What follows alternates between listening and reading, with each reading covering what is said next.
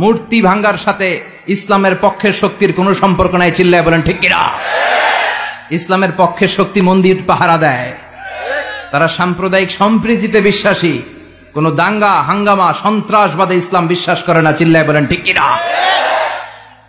সংখ্যালঘুদেরকে নাকি মুসলমানরা অ্যাটাক করে, জীবনে শুনছেন?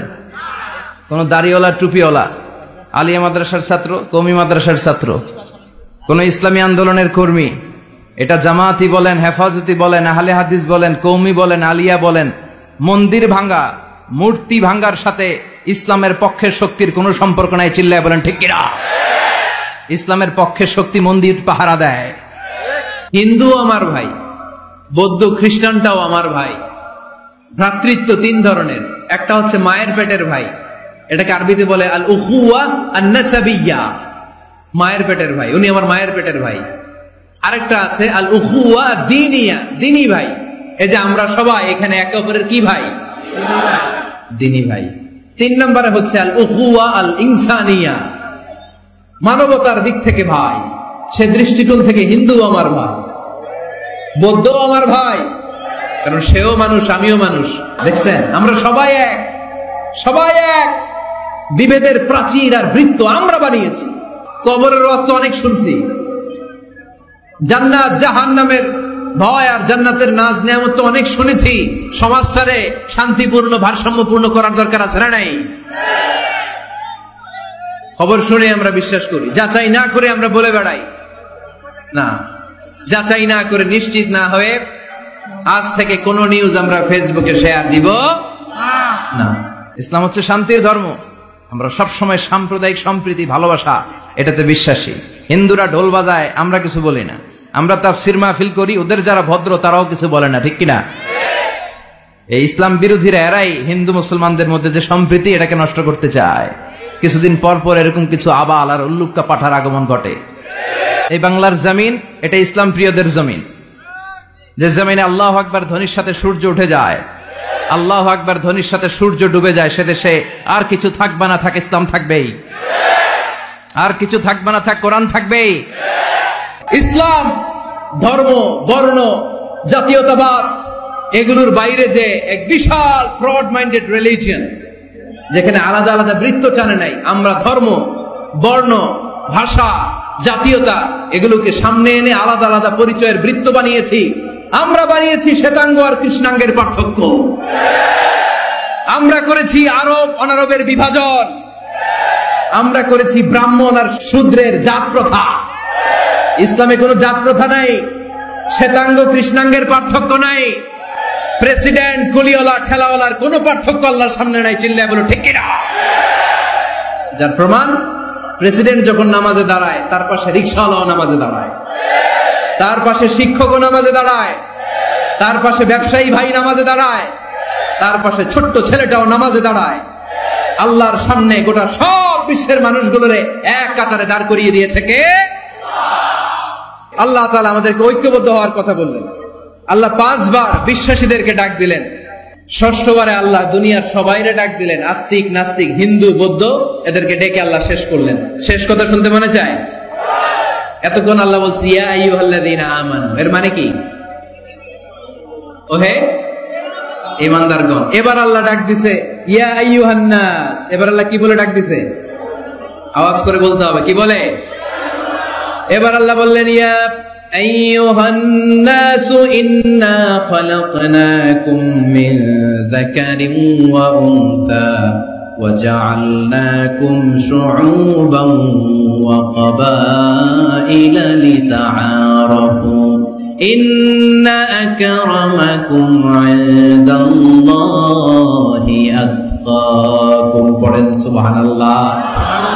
আল্লাহ ডেকে বললেন ইন্না খালাকনাকুম মিন যাকারিন ওয়া উনসা, ও বিশ্বাসীরা, এটা বলে ডাকে নাই, ও মানব সকল, নিশ্চয় আমি তোমাদেরকে এক নারী আর এক পুরুষ থেকে তৈরি করেছি। মক্কা বিজয় হওয়ার পরে বিশ্বনবী গণধর্ষণ করছে নাকি? গণহত্যা, জেনোসাইড, হ্যাঁ, বাড়ি ঘর মক্কার সবার জ্বালাই দিছিল আগুন দিয়া। কি করছিলেন? ক্ষমা। সবাইকে বললেন লা তাসরিবা আলাইকুমুল ইয়াউম ইযহাবু আনতুমুত তুলাকা, কোনো আক্রোশ নাই, যাও মিয়া, সব মাফ করে দিলাম। বিশ্বনবীর এই মাফের ঘটনায় ঐতিহাসিকরা অবাক হয়েছেন, যে এটা কেমন নবী, কেমন লোক, যাকে অত্যাচার করলো, মারলো, ভিটেমাটি ছাড়া করলো, উনি যখন ওই এলাকায় বিজয়ীর বেশে আসলেন, প্রতিশোধ না নিয়ে ক্ষমা করে দিলেন। In the long history of the world, there is no instance of magnanimity and forgiveness which was shown by the last messenger Muhammad, when all of his enemies laid under his feet and he forgave them one and all. পৃথিবীর ইতিহাসে ক্ষমার এরকম নিদর্শন কেউ দেখাতে পারে নাই, যেটা দেখিয়েছিল শেষ নবী মুহাম্মদ সাল্লাল্লাহু আলাইহি ওয়াসাল্লাম। তার সব শত্রুরা পায়ের নিচে চাইলে পিষে মারতে পারতেন, সবাই তিনি না মেরে ক্ষমা করে দিলেন। মনোযোগ দিয়ে শোনেন, কেউ যদি কোনো তথ্য নিয়ে আসে, খবর নিয়ে আসে, শুনেই হুট করে বিশ্বাস করা যাবে না। ফেসবুকে প্রায় বিভিন্ন ফেক নিউজ আছে না নাই, রুমর, গুজব আছে না নাই। আমি তখন মালয়েশিয়া, হঠাৎ করে দেখলাম নিউজের মধ্যে অনেকে স্ট্যাটাস দিতে শুরু করেছে যে পেঁয়াজের মতো লবণেরও দাম বেড়ে গেছে। এটা কি সত্য নিউজ না গুজব? জোরে বলেন। গুজব। আসলে কি লবণের দাম বাড়ছিল? বাড়ে নাই, কিন্তু না জেনেই অনেকে শেয়ার দিচ্ছে। এজন্য ফেসবুকে কোনো নিউজ যদি আপনি দেখতে পান, শুনতে পান, verify, justify the news whether it's true or wrong. Check, make a cross check and double check regarding the authenticity of the report. এই রিপোর্টটা সঠিক কিনা ভেরিফাই করবেন আগে, তারপরে শেয়ার মারবেন। অনেকে আছে সিলে কান নিয়ে গেছে, শুনে সিলের পিছনে দৌড়। আগে কি সিলের পিছনে দৌড়াবেন নাকি কানে হাত দিবেন? নিউজ একটা দেখলেই শেয়ার দেয়া যাবে? কি করবেন? যাচাই করবেন।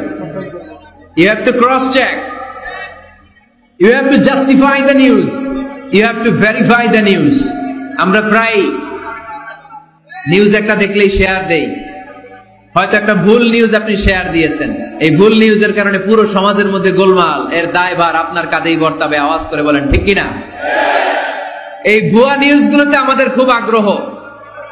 ফেসবুক নিজের মন মতো ব্যবহার করা যাবে না। প্রায় ফেসবুকে অনেক রুমর পাবেন, গুজব। অন্যের পিছনে লেগে থাকেন না, অন্যের দোষ খুঁজেন না, দোষ খুঁজবেন নিজের। ইন জাআকুম ফাসিকুম বিনাবাইন ফাতাবায়ানু। মুমিন কোন তথ্য, কোন সংবাদ, কোন রিপোর্ট কিংবা নিউজ শুনলেই বিশ্বাস করে না। মুমিন আগে এটাকে যাচাই করে, বাছাই করে, জাস্টিফাই করে, ভেরিফাই করে, তারপরে সে বিশ্বাস করে। ঠিক কিনা? আল্লাহর হাবিব সাল্লাল্লাহু আলাইহি ওয়াসাল্লাম বনুল মুস্তালিকের যুদ্ধে জয়লাভ করলেন। হারিস ইবনে মিরার বললেন, ইয়া রাসূলুল্লাহ, আমরা ইসলাম ধর্ম গ্রহণ করলাম, কি কি নিয়ম মানতে হবে? আল্লাহর হাবিব সাল্লাল্লাহু আলাইহি ওয়াসাল্লাম বললেন, সালাত পড়বে, যাকাত দিবে। উনি বললেন, তাহলে যাকাত নেন। আল্লাহর হাবিব বললেন, না, এই তো মাত্র কালিমা পড়ে মুসলমান হলে হালানিল হাউল, 1 বছর অতিক্রান্ত হওয়ার পরে যাকাত দিবে। আল্লাহর হাবিব সাল্লাল্লাহু আলাইহি ওয়াসাল্লাম মদিনায় ফিরে আসলেন। 1 বছর পর আল ওয়ালিদ ইবনে উকবা রাদিয়াল্লাহু তাআলা আনহুকে পাঠালেন, যাও বনুল মুস্তালিকের 1 বছর পূর্ণ হয়েছে, যাকাতের সম্পদ নিয়ে আস। এইদিকে হারিস ইবনে মিরার যাকাতের সম্পদ নিয়ে, সৈন্যবাহিনী নিয়ে, নবীর দূত আসবে যাকাত কালেকশনের জন্য, ওনার জন্য মেহমানদারিতে কোনো ঘাটতি না হয়, ওয়েল রিসিপশন দেওয়ার জন্য এলাকা থেকে বের হয়ে মরুভূমির সামনে দলবল নিয়ে দাঁড়িয়ে। ওয়ালিদ ইবনে উকবা যখন যাকাতের সম্পদ কালেক্ট করার জন্য বনুল মুস্তালিকের ওদিকে যেতে শুরু করেছে, এলাকায় ঢোকার আগেই দেখে বনুল মুস্তালিকের লোকেরা ঘোড়সাওয়ার বাহিনী দাঁড়ায় আছে। এই দৃশ্য দেখে ওয়ালিদ ইবনে উকবা মনে করেছে বনুল মুস্তালিক মনে হয় তাকে হত্যা করার জন্য দাঁড়িয়ে রয়েছে। আসলে কি হত্যার জন্য দাঁড়ায় আছে? কি জন্য দাঁড়ায় আছে? ওয়েলকামিং রিসিপশন দেওয়ার জন্য। উনি ভয় পেয়ে অ্যাবাউট টার্ন, তথ্য যাচাই না করে মনে করছে আমারে মারবে, ধরবে, about turn, return back to Medina. মদিনায় চলে গেলেন, যে বলে, ইয়া রাসূলুল্লাহ, বনুল মুস্তালিক যাকাত দেওয়া তো দূরের কথা, এগুলো তো সব কাফের হয়ে গেছে। ইয়া রাসূলুল্লাহ, ওরা তো মনে হয় কাফের হয়ে গিয়েছে, যাকাত প্রদান করা তো দূরের কথা, মারার জন্য সৈন্যবাহিনী নিয়ে অ্যাটাক করেছে। বিশ্বনবী রেগে গেলেন। খালিদ বিন ওয়ালিদের নেতৃত্বে 1000 সৈন্যবাহিনী পাঠিয়ে বললেন, যাও বনুল মুস্তালিক অ্যাটাক করো, বনুল মুস্তালিকে অভিযান চালাও। আল্লাহ বললেন, নবী অভিযান পরে চালান। ইন জাআকুম ফাসিকুম বিনাবাইন ফাতাবায়ানু। সুবহানাল্লাহ পড়েন। নবী হে, অভিযান পরে চালান, তথ্য যে নিয়ে আসছে ওয়ালিদ, এটা সত্য কিনা আগে যাচাই করেন। সে যে তথ্য আপনাকে সরবরাহ করেছে এই তথ্য সঠিক নয়, সে ভুয়া তথ্য দিয়েছে, সে ভুল বুঝেছে, এখানে মিস আন্ডারস্ট্যান্ডিং হয়েছে। আপনি 1000 সৈন্যবাহিনী পাঠাবেন না। আপনার 1000 সৈন্যবাহিনী যে যদি বনিল মুস্তালিককে অ্যাটাক করে, তাহলে এই অ্যাটাকে কোনো ক্ষয়ক্ষতি হলে সবটার দায়ভার আপনার কাঁধেই বর্তাবে। চিল্লায় বলেন ঠিক কিনা? আমার নবীকে শিখানোর মাধ্যমে আল্লাহ তাআলা আমাদেরকে শিখালেন, নিউজ একটা শুনলে বিশ্বাস করা যাবে না, আগে যাচাই বাছাই করার দরকার আছে না নাই? আছে। আপনার বন্ধু এসে বলল, আরে দোস্ত তুমি এইখানে, ভাবিরে তো দেখলাম বাজারে আরেক লোকের সাথে ঘুরতেছে। আপনি রেগে মেগে আগুন, অফিস থেকে বাসায় যায় বউরে কিল, আইজো মায়ের কাইলো মায়ের, এরকম হতে পারে না? আপনার বন্ধু হয়তো আপনার ওয়াইফের মতো আরেকজন মহিলাকে দেখেছে, এটা হতে পারে কি পারে না? আপনার ওয়াইফকে জিজ্ঞেস করেন নাই, ক্রস চেক করেন নাই, না করে আপনি ঝগড়া মারামারি শুরু করে দিয়েছেন। এই ছোট্ট ঝগড়া থেকে বিচ্ছেদের দিকে, ডিভোর্সের দিকেও যেতে পারে, এরকম আছে না নাই? এরকম অনেক বুড়ি বুড়ি কেস আমাদের কাছে আছে। নিউজ যাচাই না করে, গুজব আর রুমর যাচাই না করে সিদ্ধান্ত নিয়েছে, পরে মাথার মধ্যে চাপড়ায়, নিজের কপালে নিজে চাপড়ায়, এরকম আছে না নাই? তাহলে আল্লাহ তাআলার দেয়া গাইডলাইন হচ্ছে কোন তথ্য শুনেই বিশ্বাস করা যাবে না, আগে যাচাই করতে হবে। আওয়াজ করে বলেন, আগে কি করতে হবে? যাচাই করতে হবে। যাচাই বাছাই ছাড়া আজ থেকে ফেসবুকে আমরা আর কোন নিউজ শেয়ার দিবেন? মনে থাকবে? আরে এগুলাই তো জরুরি ওয়াজ।